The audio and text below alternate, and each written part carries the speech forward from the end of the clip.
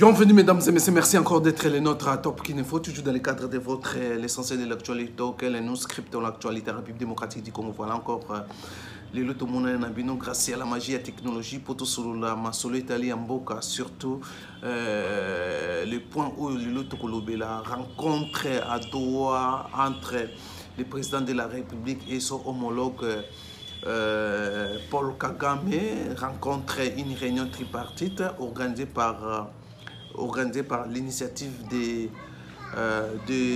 président du Qatar,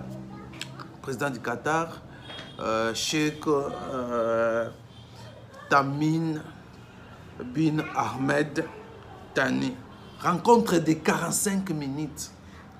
Rencontre qui a surpris l'opinion nationale et internationale. Rencontre où est sali que la République démocratique du Congo a remporté la victoire diplomatique, a remporté encore la victoire diplomatique. Comment la République démocratique du Congo, ou Félix Tshisekedi, a remporté encore la victoire diplomatique, il y a RDC. C'est au cours de cette émission, au cours de l'essentiel de l'actualité, Bokoye Bayango, Tokomeka commenter cette rencontre. Pourquoi cette rencontre a eu à Qatar? Voilà, mesdames et messieurs, nous en parlerons au cours de cette émission. Bouleversé après avoir appris une rencontre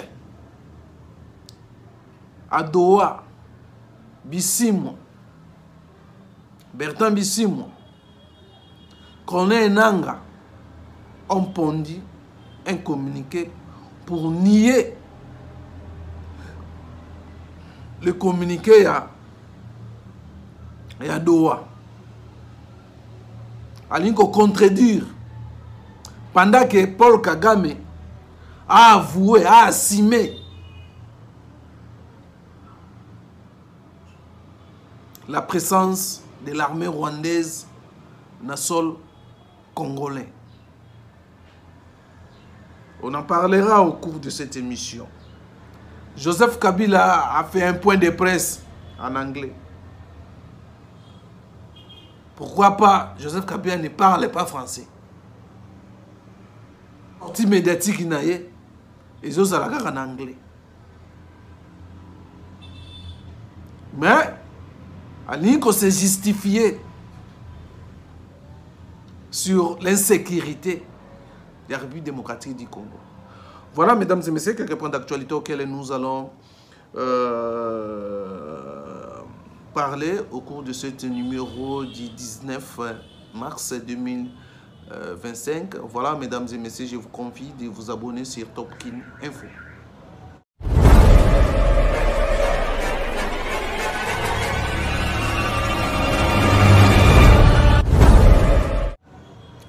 Voilà, mesdames et messieurs, comme je vous ai dit, nous allons nous atteler sur cette rencontre historique entre le président Félix Tshisekedi et son homologue du Rwanda.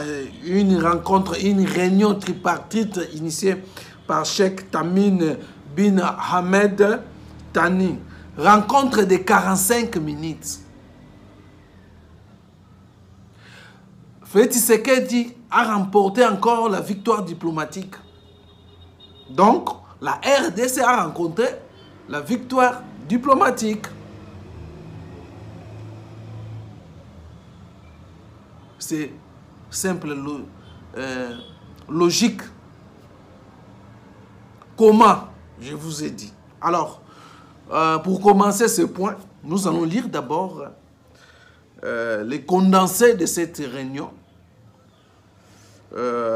Où est Salamaki na Qatar.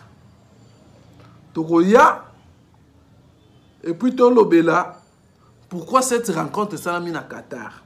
Nani aza vrai l'initiateur, il y a qu'à choisir le président du Qatar, aza le médiateur Yako Vandisa,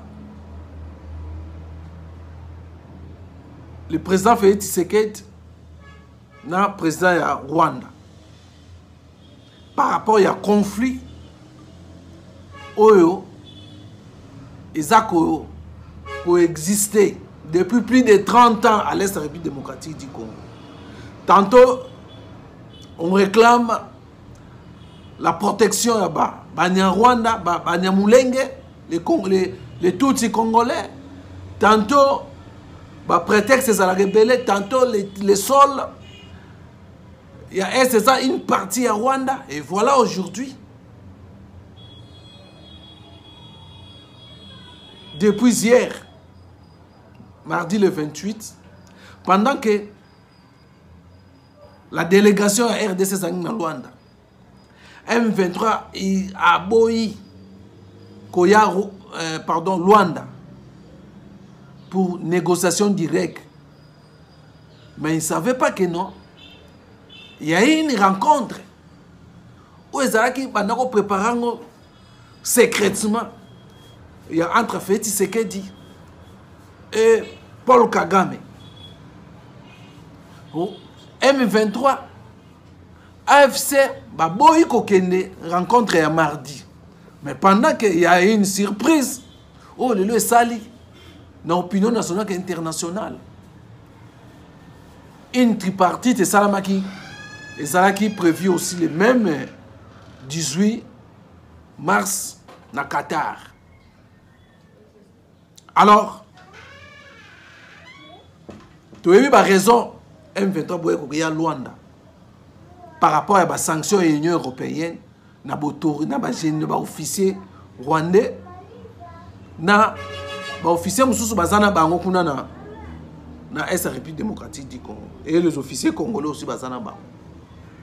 Les sanctions continuent, j'avais oublié. Le Sénat américain aussi a publié un communiqué. Il y a qu'à rappeler la cessation immédiate sans condition. Voilà, mesdames et messieurs, Rwanda comme en danger. Ouganda pas en danger. Même Kenya wana pas en danger. Par rapport à l'évolution sur le plan diplomatique pour cette crise à l'Est de la République, cette crise dans l'Est de la République démocratique du Congo. Voilà, je vais vous lire maintenant rapidement comment Réunion et Salamaki, comment la République démocratique du Congo, par le président de la République, va arracher la victoire diplomatique encore na Doha, na Qatar. Voilà, je vous fais cette les condensés à Réunion yo. Il y a Kinshasa, c'est mardi 18 mars 2025 à Doha, au Qatar. Le président Félix Tshisekedi et Paul Kagame se sont rencontrés dans une réunion tripartite organisée à l'initiative de l'émir du Qatar, son Altesse, le cheikh Tamim bin Ahmed Thani. Cette rencontre de 45 minutes s'inscrit dans le cadre de bonnes relations de coopération et d'amitié entre Qatar et les deux pays.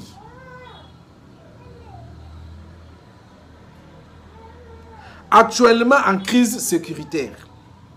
Dans un communiqué émis par le Qatar, les deux chefs d'État ont réaffirmé leur engagement en faveur d'un cessez-le-feu immédiat et inconditionnel. Voilà. Les modalités de l'exécution de ce qui a été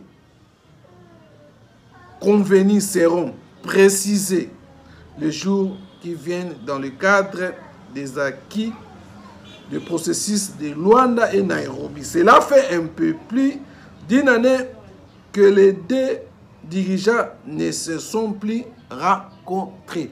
Voilà, ça c'est, nous avons pris les condensés il y a presse présidentielle, où il y a ça moins condensé, même communiqué, donc ils ont caché quelques éléments dans la place publique parce que il y a certaines choses où nous allons dans les jours qui viennent. Alors, je vais encore revenir dans la rencontre. Tout le monde nous rencontre. C'est plus important. La République démocratique du Congo vient d'arracher encore la victoire diplomatique à Doha. Une initiative du président de Qatar. Qui secrètement la préparation d'une façon secrète. Et le monde qui surpris. Il y a cette réunion tripartite initiée par le mur du Qatar. Le mur, le cheikh Tamim bin Ahmed. Il y a organisé le président il y a Qatar. Ces jeunes a organisé une rencontre et surprendre beaucoup de personnes ne savaient pas qu'une rencontre ils allaient le 28. Nous tous nous étions focalisés sur nous étions focalisés dans la rencontre à Luanda. Voilà le point où on a l'objet que non pour remporter encore la victoire. Félix Tshisekedi a été intransigeant, n'a pas changé sa position, a demandé face à son homologue, face à face, il y a que non, avant toute négociation, il faut les militaires rwandais Bima, na sol congolais. Voilà. Voilà la vérité. Il y a réunion. Et après la discussion en réunion, vous allez comprendre avec moi les communiqués Oyo. Que Nakata communiqué balobini communiqué émis par le communiqué émis par le Qatar. Les deux chefs de l'État ont réaffirmé leur engagement en faveur d'un cessez-le-feu. Donc cela veut dire que les deux présidents Mandinimi cessez-le-feu, président Rwanda Nimi, il n'y a plus question, il y a doute. Malgré qu'on y ait que non, les soldats rwandais, les militaires rwandais, l'armée rwandaise, les sol congolais, militaires, forces spéciales rwandaises, ils ont renforcé M23. Aujourd'hui, dans Qatar, Paul Kagame a avoué par rapport à quoi accepter cesser les faits. Cesser les faits, Nimi cesser les faits n'engeni. Ce qui M23 dans le sol congolais. Pardon, ce qui armée rwandaise dans le sol congolais. Comment il peut accepter que cesser les faits? Donc il avoue que non, que l'armée rwandaise est dans le sol congolais. Ils sont dans l'Est de la République démocratique du Congo. Ils sont dans le soutenir M23. M23 sont dans le coquille vide. Ils sont dans Bunda. Dans le combo M23. Voilà qu'on a cessé le fait. Il y a un qui m'a Luanda. Après, à mon égard, vous allez coincer. L'histoire, je vous ai dit, il y a un initiateur, il y a un médiateur Rwanda. Je veux vous dire, je ne sais pas si mémoire n'a pas s'est trompé. Après regret, pardon, après refus, il y a Paul Kagame qui de Luanda, président Félix Tshisekedi dans le cadre, il y a un processus, il y a Luanda, au médiateur choisi par l'Union africaine, João Lourenço, président de Rwanda. Tout le monde qui est biso nyonso, comment Paul Kagame a joué un avion avec un rapide Qatar pour solliciter Nacher Tamim bin Hamed Tani a joué rôle il y a médiateur neutre. Donc Paul Kagame a surité dans le médiateur africain. Il faut aller en dehors de l'Afrique. Il avait sollicité le président du Qatar as un médiateur dans le conflit. Il y a une sécurité à l'Est de la République démocratique du Congo. Voilà, c'est par Banda jour il y a eu des rencontres, il y a eu des préparatifs au Qatar, mais comme tous les pays amis, où tu as une bonne relation, il a pris ça au sérieux, il a organisé cette rencontre secrètement, rencontre ça d'une façon secrète, préparée, et ça dit que non, les 18 Bakoutan. Donc, c'est lui-même, Paul Kagame, avait choisi, le président à Qatar a joué rôle de médiateur dans le conflit et reste la République démocratique du Congo. Tout l'année, dans le communiqué, le reste, il y a une discussion. Nous allons mettre en place pour ceux qui ont mais le président Qatar, il a communiqué à Balobi à Qatar que non, c'est référé, il y a respect, il y a processus, il y a Nairobi, na Luanda. Donc, Kagame Akimi, bazongi sika na processus wana. Na kata communiqué wana. Bazongi sika na processus à Nairobi, na Luanda. Oh, Kagame zako kima. Oh, les sous-régions. Organisme sous-région balobaki processus ya Luanda na ya Luanda na Nairobi. Et zongi sous na Qatar. C'est ça aussi la résolution 2773. Il y a Conseil de sécurité des Nations Unies. Processus sous quoi il y a Luanda, il y a Nairobi na Luanda. Voilà.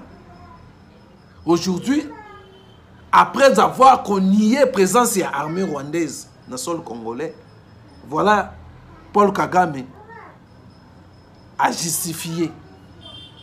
Il a approuvé, il a signé cesser les faits. Comment se fait-il que yo ba Soudan dans le sol congolais to que cesser les faits? Yo bundisa ka Congo te. Voilà le discours ezako oya tenaka. Tantôt ezako kimaye, tantôt problème à mutu ezaka na Paul Kagame.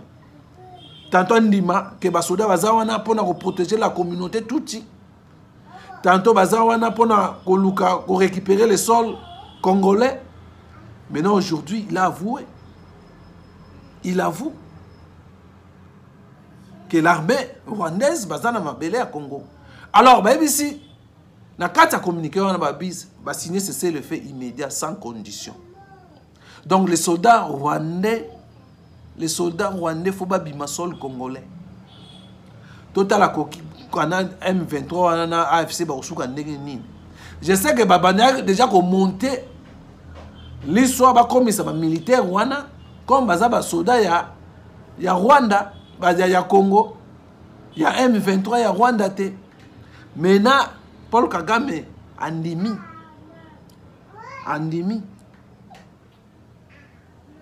il y a plus débat ils a sous-souté. Andimi c'est le fait. Andimi fait ce fait devant cher Tamim bin Hamed Tani. Andimi c'est le fait. Et après avoir koyoka que une réunion tripartite salamina na Doha na Qatar, bisi mwananga babimi pour dire ba prendre communiqué pour dire que non, l'armée rwandaise est en sol congolais. Voilà encore une autre divergence. Ils ont créé na mituto ebite soki ya banani bakondima makambo wana. Voilà. Tous bandana yemoko patron na banka Kagame bakomi coincé sur le plan diplomatique, coincé. M23 AFC coincé. Na ba troupe nyonso Bazako soutenir AFC na M23. Coincé. Donc je crois que la situation a pris une tourniture Moussoussou, embarrassante. Oyo choisa sous-souté. Paul Kagame Kimi na Qatar, croyant peut-être et que là avantage naé mais il tombait toujours dans des avantages naé. Ba remettre ba mettre en ligne. Ba remettre en rail. Cette violation. Ba sali. Alors mesdames et messieurs, comme je vous ai dit, Boulandika Kabango Moko comment Nanga a continuer à communiquer dans le temps Joseph Kabila qui a tenu un point de presse. Un point de presse, un président qui vient à Outi, Kobima, Azagi, un pays francophone, il fallait tenir quand même un point de presse en français. En français, pour que les Congolais ne soient pas. Mais tenir point de presse, Oyo, tout bazar lobela sur la situation il y a M23. Kabila lobi soka zaki faible tembele M23 et ngoza ndengeza lelote. Or, la situation actuelle que traverse la République démocratique du Congo, c'est Joseph Kabila qui a signé les accords naïe à Bouzoba.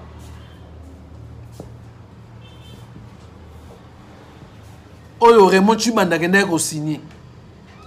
Il y a des conséquences. Il y a des qui faible.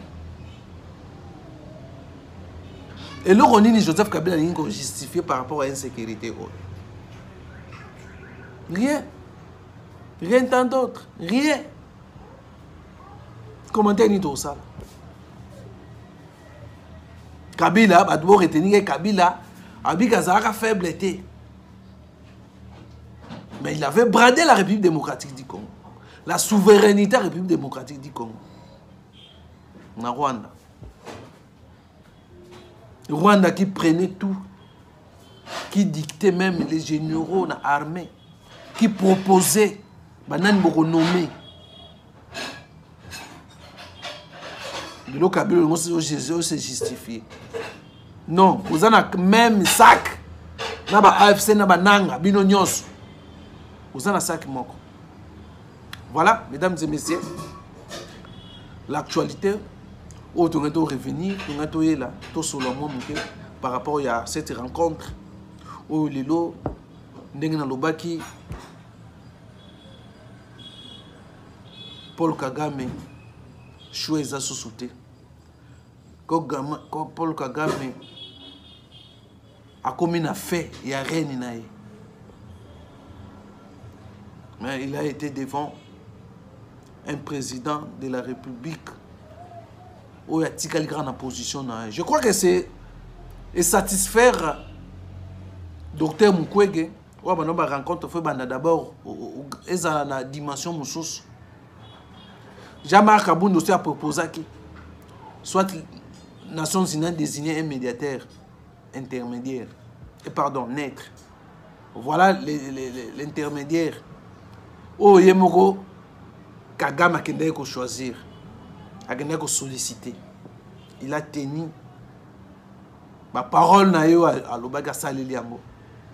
Et le président s'est déplacé pour cette rencontre qui aujourd'hui est soldée par, premièrement, la victoire diplomatique de la République démocratique du Congo.